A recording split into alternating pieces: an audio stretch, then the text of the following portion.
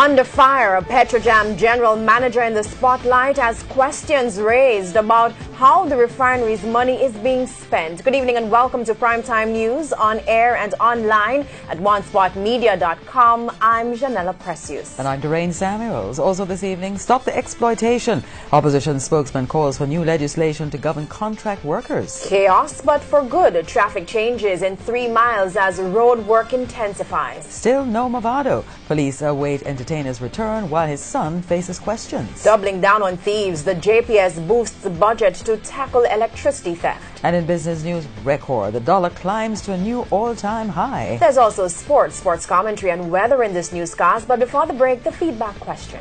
Are you concerned about how the state-owned refinery Petrojam is spending its money? You can share comments online, facebook.com/Television Jamaica, and tweet us at Television Jam. Please stay with us. Primetime News returns after this break.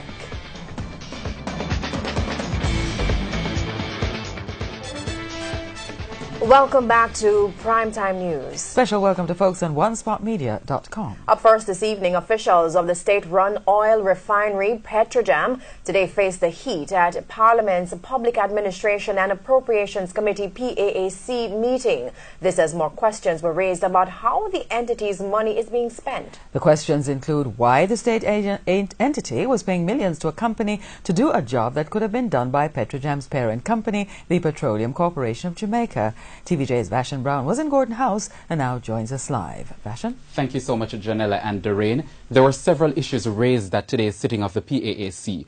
There was renewed concern about the $12 million salary of the company's human resource manager, as well as travel expenses incurred by Petrojam's chairman. My colleague Andrea Chisholm will tell you more about those issues later on. But first, why did Petrojam pay more than $20 million for technical services? And why did the company pay millions to an entertainment firm? Those questions were also raised at today's sitting of the PAAC. It was the general manager of Petrojam, Floyd Grinley, who was in the hot seat at the Public Administration and Appropriations Committee PAAC meeting on Wednesday. The first issue, a company, Asha Corporation, hired to provide technical services for the installation of a vacuum distillation unit at Petrojam. PAAC member Michael Phillips had concerns. You approached this company, or did the company approach you? I'll have to go. You know, each time you say that. No, but I'll have to go back to see the genesis behind the selection. You know, each time you answer that, I wonder who running the company, if it's you or somebody else. Because if you don't know what is happening in the company that you are managing, then God Almighty, who is? Mr. Grinley later explained that Petrojam approached the company because of its skill set. Asha was engaged last year May to April this year. The company received roughly 3 contracts amounting to 21 million Jamaican dollars. But that money was being paid to an individual, not a company. The invoices that I have had the privilege of seeing copies of, where is building Asha Corporation, but payment is made to a one Rodney Davis. So how that work out? He's a consultant? He was a consultant that represented Asha that came and to the checks are done directly to the consultant and not to the company that you're employed? Were they done to Rodney or to an account? No, but I would think that you would have authorized that. I mean, I don't think the accounts department would authorize that themselves. So was Asha Corporation hired for services which could have been provided by Petrojam's parent company, the Petroleum Corporation of Jamaica? PCJ has the competence to do that service that Asha was engaged to do. Is that correct? I would say yes. We can do it, yes. You can do it. You indicate that your staff advise that you need this expertise to do the service, hence you go out and soul search. Soul, S-O-L-E, not S-O-U-L. For this entity to do a service that is already available to you by your parent company. You call that effective management? Then there was another issue. Committee members were stunned when it was revealed that Petrojam forked out $13.9 million to Main Event Entertainment on a retainer to provide public relations and related services. Petrojam would still pay the company additional money for major projects. Not all activities that you're engaged on they are paid for because of the retainer. Such as, give me an example. Pardon me? An example of what they're not paid for? Yes, what they're not paid for. For example, an internal communication or external communication to the newspaper. So was a similar retainer arrangement in place in the past? As it relates to the social events, we had no retainer arrangement before, but the prior anniversary event, we did engage a consultant to assist with that specific with those event, particular events. With that so you never have a retainer arrangement before. So this is a new dispensation. Well, as Mr. Grinley says, last year the retainer was engaged. Petrojam is to provide a detailed response to the PAAC. Vashon Brown, TVJ News. Now, an almost $8,000 plane ticket for a trip not taken by Petrojam's chairman also came under scrutiny. With that angle of the story, here's TVJ's Andrea Chisholm. Thank you very much, Janella. Well, you will recall on May 29, opposition parliamentarians suggested that the chairman of Petrojam was given money to attend a meeting in London, but he didn't show up. And so the general manager of Petrojam, Floyd Grinley, today tried to explain why. He said the chairman, who lives in the United States, bought the ticket from his own pocket. The chairman was not able to attend to London because of weather problems. So why would you reimburse him funds? Because the ticket was purchased by the chairman. My question is, did the airline reimburse the money? And the reason I'm asking that is very specific. It helps me to have extreme clarity as to whether or not the weather condition genuinely played a role in the chairman not being able to attend. And because we have to make sure that government's resources are spent in the way they should. Now, there was no definitive answer to that query from PAAC member Juliet Holness, but another employee at Petrojam sought to give some clarity. The situation with the chairman was a one-off situation, as what Mr. Grinley was trying to explain in that situation, but that is not the norm. No, but with all due respect, ma'am, because there are instances where that board member the chairman has traveled to Jamaica and booked into a hotel and is reimbursed back for those amounts. So, you know, there's inconsistency there. Now, a representative from the Finance Ministry who was at the PAAC said the airfare for public officials is usually paid by the state entity, and Petrojam's chairman paying for his own ticket was a clear breach of the policy. PAAC members were becoming frustrated with the responses from Mr. Grinley. Did you adhere to Ministry of Finance's procedure in the procurement of this ticket? Yes or no? Well, obviously not. No, yes, Mr. Grinley, did you or did you not? You don't have to check any records for that. Did you adhere to the Ministry of Finance's? Member, all that Petrojam do is in accordance with the policies. You did it in accordance with the policy? Member, as to my knowledge, all transactions were done to the policies. And in the end, Janella and Doreen, the PAAC was told that the chairman gave back the money to Petrojam last week when the matter became public. It's back to you. Thank you very much, Andrea. And the PAAC also wanted a full explanation about the $12 million annual salary to Petrojam's human resources manager. The Petrojam general manager explained that the entity paid the former HR manager $9.5 million annually and an industrial relations manager $5.5 million. But he said based on the skill set of the current HR manager, an industrial relations manager was not needed. Mr. Grinley said the salary range for the post is $9.5 million to $13 million. There were also questions about the HR manager's qualifications. HR manager currently possesses the Bachelor in Human Resources. She also have a MBA certificate along with many other certifications. I can get the full list and provide to you. And those were prior to the position or subsequent to? I'll have to check the exact details to show you the full and the timeline. Yes, so the death painful. Kirk Wright has the details. On Tuesday, Eastern Stapleton received a call from Anchovy Primary, the school his son attended. The person on the line telling him his son, Eastern Stapleton Jr., was hit by a motor car on the school compound. The car was driven by a teacher. When I come up here, I expect to see the accident out on the main road. And when somebody tell me it's on the secondary road, I went around the school expecting to see it on the secondary road. I didn't expect to see an accident like that in the schoolyard. Mr. Stapleton was in a state of disbelief when we spoke with him on Wednesday. It left me baffled and feeling numb and all of that. Make me wonder, where can you send your kids if the teacher can drive like that and kill somebody? We were told the teacher had no idea she hit the child. One of the child's teachers says he loved mathematics. He had completed a mathematics assignment moments before his death. Mr. Stapleton was to check on his son at the school on Tuesday afternoon, but put it off for another engagement. Because I told him that I was going to sneak on him to see if he behaved himself in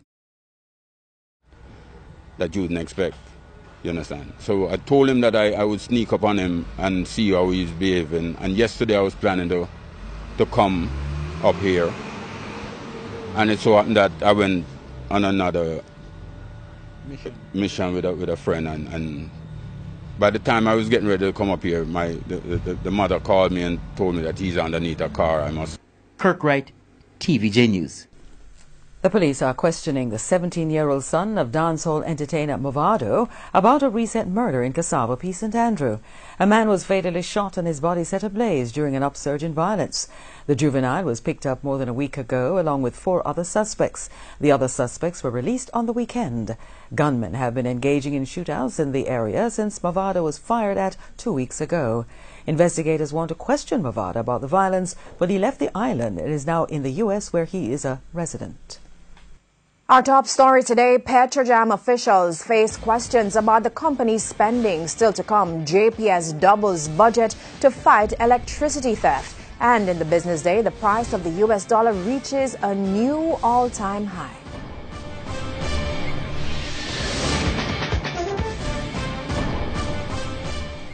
Welcome back, continuing the news.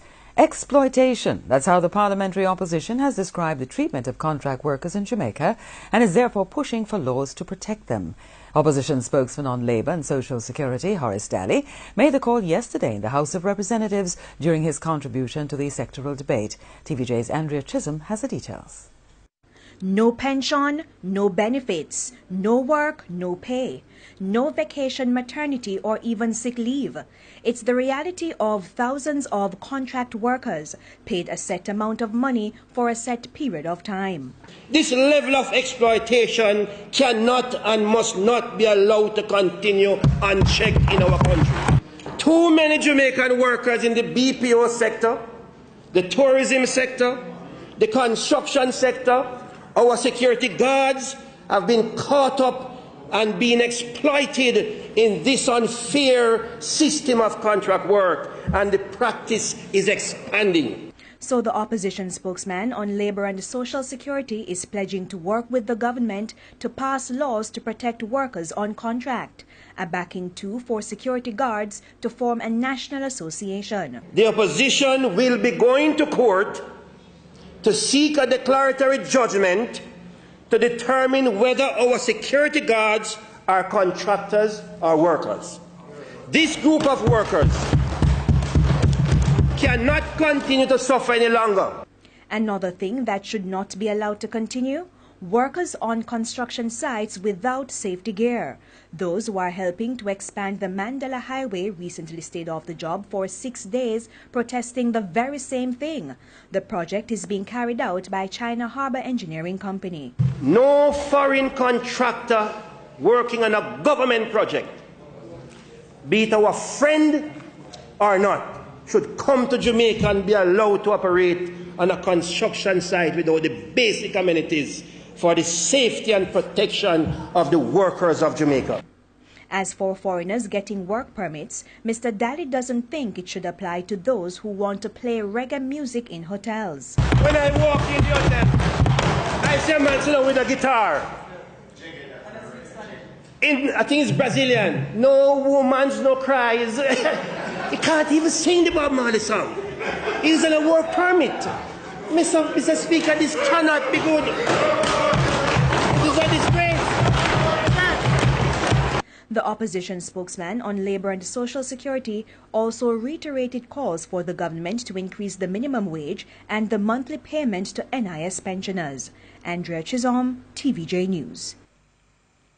Chaos for motorists and pedestrians going through 3 Mile St. Andrew on Wednesday as new traffic changes take effect. The National Works Agency says the changes, which will include several restrictions on certain roads, will last for the next 6 weeks. TVJ's Krista Campbell has the details.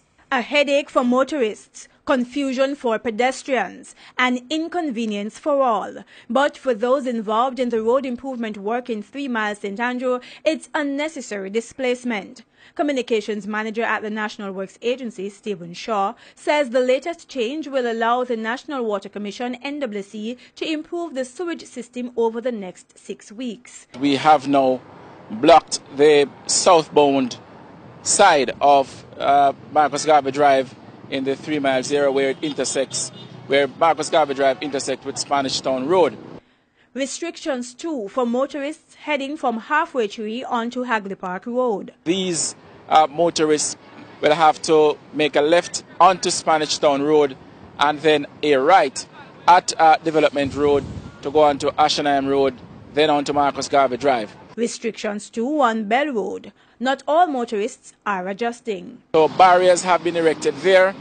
Barriers have also been erected at Development Road, Spanish Town Road, and by Oakland Road.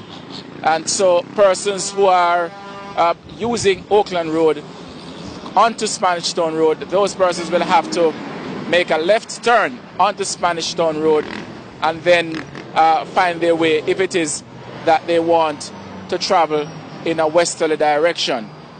We have implemented these changes.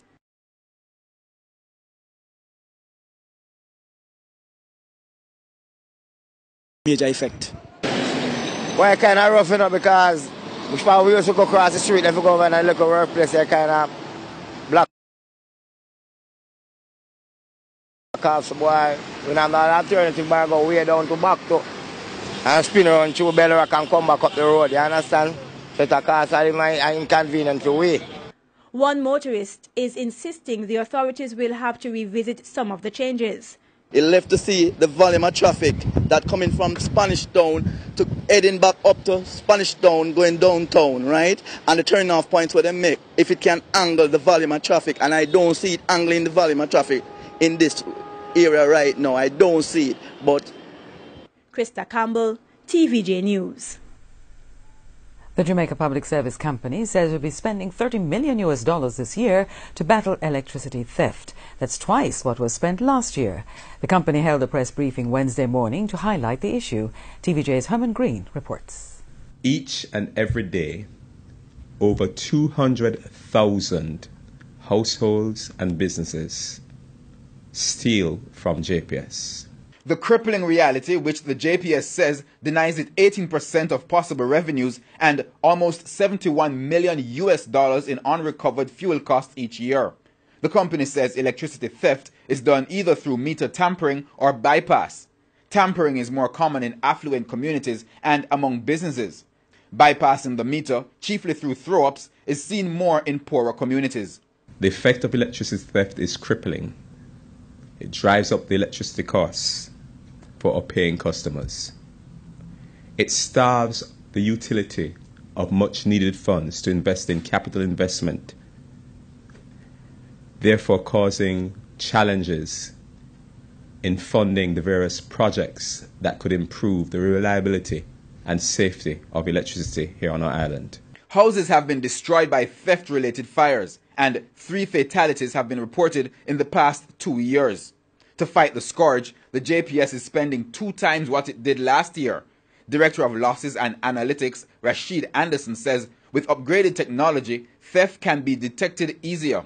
We have invested in advanced measurement system, in automated tools, theft detecting software that were able to identify these irregularities and electricity theft. So it's not a matter of if we will find it. We will find it.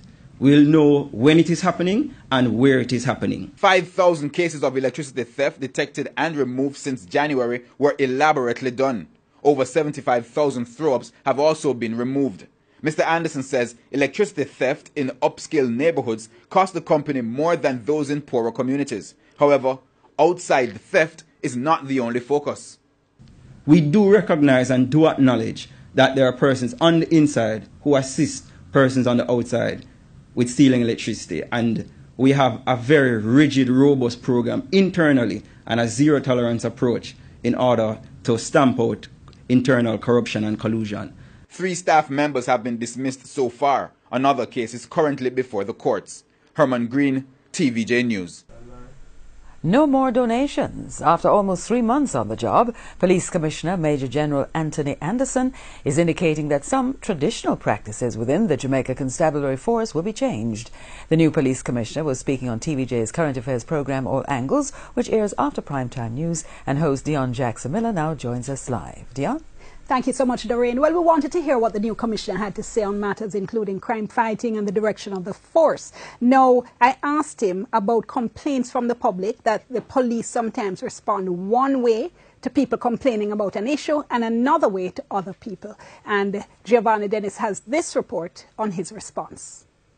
Christmas gifts, Labor Day facelifts and donations by community leaders and corporations to the police are commonplace in Jamaica. Water tanks, computers and even motor vehicles are some of the donations received. But that practice in a modern world is not necessarily a good thing. That according to new Commissioner of Police, Major General Anthony Anderson. When that happens, people who donate have expectations. Instead of the police on Labor Day going out and painting somebody's indigent person's home, they are now receiving from the community. The police force needs to give to the community. Now, if there's one organization that should not be funded except through the public purse, it's the police force. The practice has created a mechanism for what the Commissioner describes as two-tiered policing, since donors will expect favors. Such a culture, he reasons, is inherently problematic. You can't depend on the largesse of the public and businessmen to have the basic things that you need to do your job. That immediately starts to compromise our people. And if you have assisted the police year on year in a community, it's very difficult for them to shut off your little music. Discussions are already taking place with a view to eliminating the practice. But what about the reactions so far? Most people who have floated it with have said, I never thought of it that way. But they generally see the sense of it. And it makes sense that you don't want that. Giovanni Dennis, TVJ News. One expert says more education is needed to limit the spread of the dengue virus. Head of the School of Public Health at the University of Technology, Professor Winston Davidson, says with the hurricane season in full swing, persons must be mindful of their surroundings in order to prevent getting the dengue virus. TVJ Shamela Mitchell reports. Health Report is brought to you by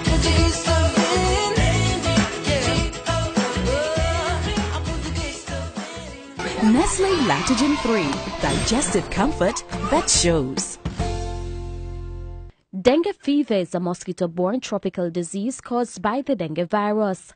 Symptoms include high fever, nausea, rashes, backache, and headaches.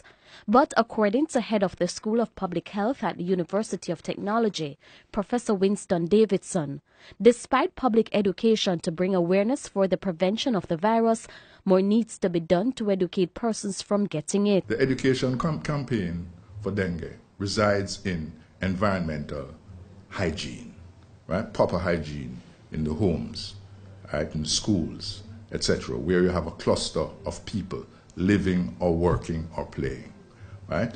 And this is not really properly monitored. And with the hurricane season now upon us, Professor Davidson says persons need to be mindful of the small things around their environment that play a role in persons getting the virus. If you have a threat of dengue, then it's everybody's responsibility, because you know the breeding sites of the mosquitoes, the Aedes aegypti mosquito, which breeds in small pools of water, tin cans, coconut husks, etc., the axle of trees, etc. So the surrounding area of everybody's house, wherever you live, whether you live in a shanty town or elsewhere, you have to keep your area clean. There is no specific treatment. Most people with dengue recover within 2 weeks. With your health report, I'm Shamela Mitchell wishing you good health. Health Report is brought to you by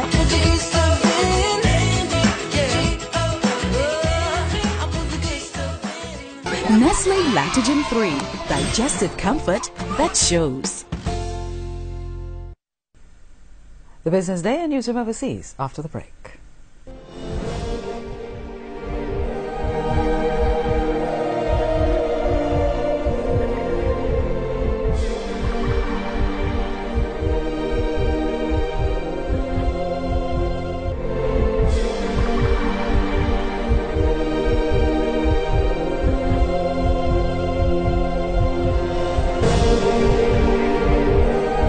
If you have information about any of these missing persons, please call 119 or the nearest police station.